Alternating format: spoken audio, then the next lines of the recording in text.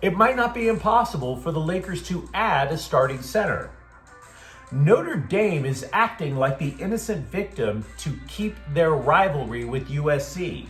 And Angel City FC's offense, well, they became younger and more dynamic. Good morning. I'm James. And this is your daily dose of sports and snark for the greatest sports city in the world, Los Angeles.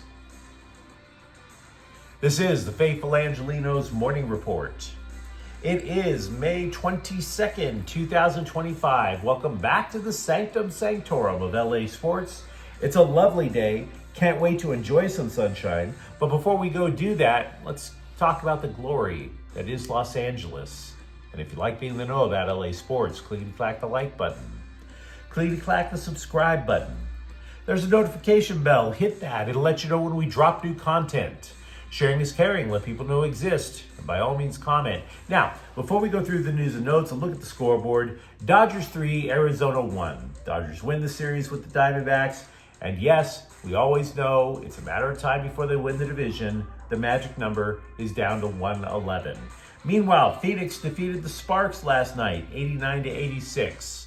As for today, there are no games involving LA teams. Hope you get lucky with the significant other. What do you say we get to the news?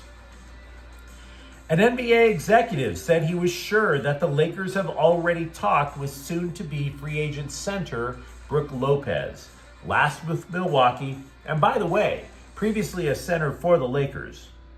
So, what can we tell you about Lopez? Well, he's better than Jackson Hayes. That's a low bar to clear. He's also younger than LeBron James.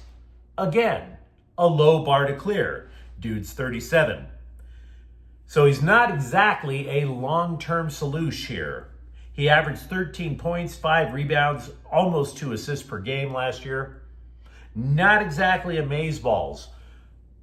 But considering what there's going to be available in free agency, there will be suitors for him. The Lakers are not going to be the only ones in the market. Now, the Lakers do not have a lot of cap space. We've established that. But it is feasible this summer to consider the idea of a sign and trade. This is not a hot rumor that there will be a sign and trade with Milwaukee, but it simply wouldn't take too much in order to add to the cap space so that the Lakers could acquire an upgraded center. So the question is, would Milwaukee or would Dallas actually want the players involved in such a trade? Because Dallas has a plethora of big men that they could part with. Now, the following is only an example. This is not a hot, moist, soaking wet, steamy rumor. It's just simply me putting numbers together. Say the Mavericks realize that Daniel Gafford is not going to get a lot of time because they have Anthony Davis and they're hoping that Davis could actually stay healthy. The Lakers could send a player with an expiring contract, such as Gabe Vincent. Then you add Shake Milton, and that gets you to Gafford's salary. Now, I think Dallas would be absolutely insane to take a deal for that. Shake Milton and Gabe Vincent? Of course not. So the Lakers would then have to come back and add more. For example, draft picks and or Dalton Connect. So, prediction? No. Possibility? Yeah. Possible. The LA Times is reporting updates on talks between USC and Notre Dame about keeping their football rivalry going after this fall. We've already talked about it. USC is pretty much only willing to play next year if they sign another contract, that being a game at the Coliseum. The Irish have not been as desperate to keep this rivalry as they've told the press. Oh, they make it sound like, this thing should go on in perpetuity. Yeah, I've read those quotes.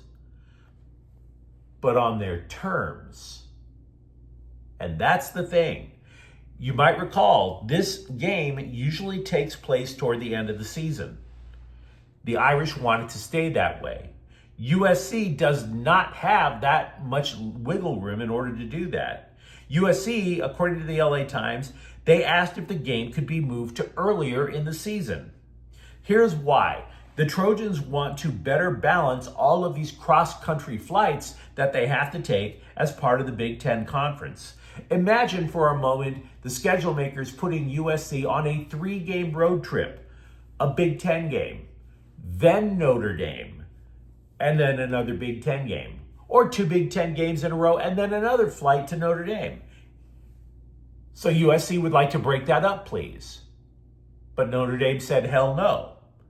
Even the Catholics can mix in a hell no every so often. Now, if you think about why Notre Dame wouldn't want this game earlier in the season, the answer is obvious. The Irish, not being in a conference, they often schedule a lot of lousy teams early in the season so they can build a resume to get into the college football playoff. They schedule a game early in the season with USC, and that turns out to be 1.5 of their tough games on the schedule. They could harpoon their hopes at going to the college football playoffs, and it would still be early September. So no, they don't want to move it. Now, to be fair, this year's schedule for Notre Dame is tougher. I'm not going to deny that. Last year, though, Notre Dame played Miami of Ohio, Northern Illinois, Stanford, 2 military academies. Ooh, pinch me. How difficult. Now, by the way, let's add a little something and suggest that USC, not Notre Dame, because of their schedule, is the school with leverage in these negotiations. USC can get to the college football playoffs without playing Notre Dame. Notre Dame, more often than not, has no shot at going to the college football playoffs unless they play a program like USC. Notre Dame needs USC to boost its schedule. Notre Dame needs USC a lot more than USC needs Notre Dame. USC, meanwhile, has to march through the Big Ten. They're also apparently in talks with the SEC to add a school to that schedule, and then the Notre Dame game. That is some heavy-duty lifting. So, you will read bloggers, you will see commentators on YouTube claiming, oh, USC are so scared of the Fighting Irish. USC is not scared of anybody when you look at that schedule. The only thing USC should be scared of is flying Spirit Airlines too much. And can you blame them? That thing is a Waffle House in the sky, for Pete's sakes. So yeah, USC is asking for a little bit of spacing out between all those journeys to LAX. And if you've ever been to LAX, can you blame them? Angel City FC's offense may have become significantly more dynamic. It's definitely younger. They signed a free agent from the Iceland national team, forward Svendis Jonsdottir. She scored 22 goals in 93 matches for her team last year, which is Wolfsburg in Frauen Bundesliga. And by the way, she's only 23. See, one of the complaints, and I had a bunch of them about Angel City FC during the offseason, that roster was long in the tooth. It's not nice to call women old, so let's just say they were long in the tooth. Maybe even approaching menopause, but I digress. Look, should Angel City have 3 forwards in their lineup, if they say go with a 4-3-3, you are teaming Jonsdottir alongside 23-year-old Riley Tiernan, who scored 5 times, and Alyssa Thompson, who is 20 years old and she has 4 goals. That is a super young, super quick, super dynamic top 3. Now, the newbie will not be stateside until July. She'll be taking part of the Women's European Championship, but I really want to mention this. Look, yesterday, I got an alert on my phone from ESPN. ESPN is constantly blowing up my phone with alerts. And this was the headline. that they wanted me to click to. Angel City is a splashy lifestyle brand. Is it ready to be a good soccer team? And that has been my point with Angel City all along. All along. I'm 57. I'm not wasting my time on a lifestyle brand. I don't have time to waste on lifestyle brands. I want teams that win. So, adding this young lady, it is a signing that smart soccer clubs make. Finally, Angel City FC is apparently showing that they're trying to be more than a splashy lifestyle brand. And good for them. Good for them. AG the Aggie. Doesn't that just roll off the tongue? Of course not. It sounds horrible. Why would you want to attend a school where they call you an Aggie? But Rashawn Agee has left USC basketball and signed with Texas A&M, which of course is his right in the transfer portal. The guy scored 9.4 points per game last year, which ain't too shabby. I'll give you that. But you couldn't do better than being an Aggie? An Aggie.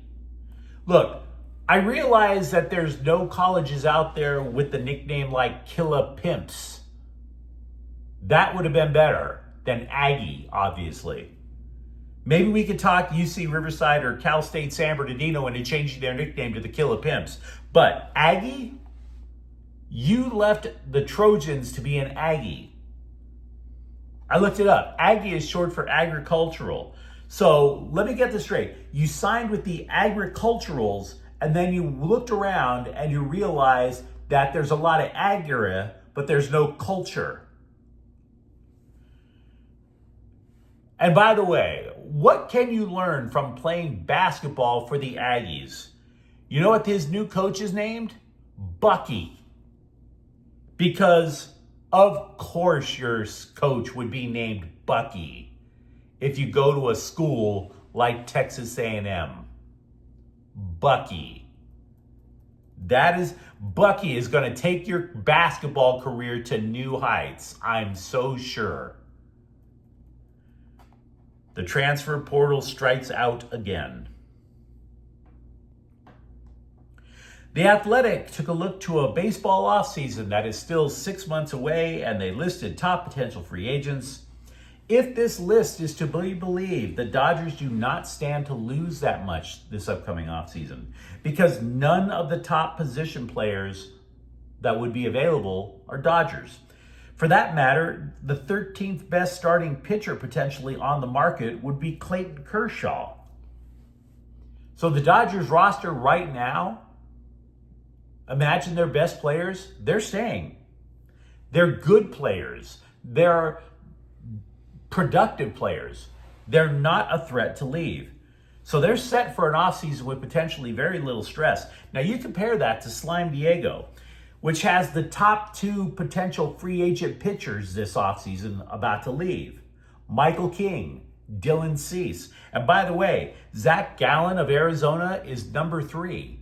So oddly enough, this is an offseason where even if the Dodgers don't do a whole hell of a lot of anything, they could wind up winning it anyway. But you let me know what you think in the comments thread. Talk to me, for example, about the idea of the Lakers adding a center. And for that matter, maybe Notre Dame isn't the hero in keeping this rivalry with USC, wouldn't you say? And if you enjoyed the content, don't forget to subscribe to Faithful Angelenos. We're talking LA sports every single day here. Thank you for watching. I'm James. We'll be back tomorrow. Faithful Angelenos is a Kian Corte El Queso production. Take care.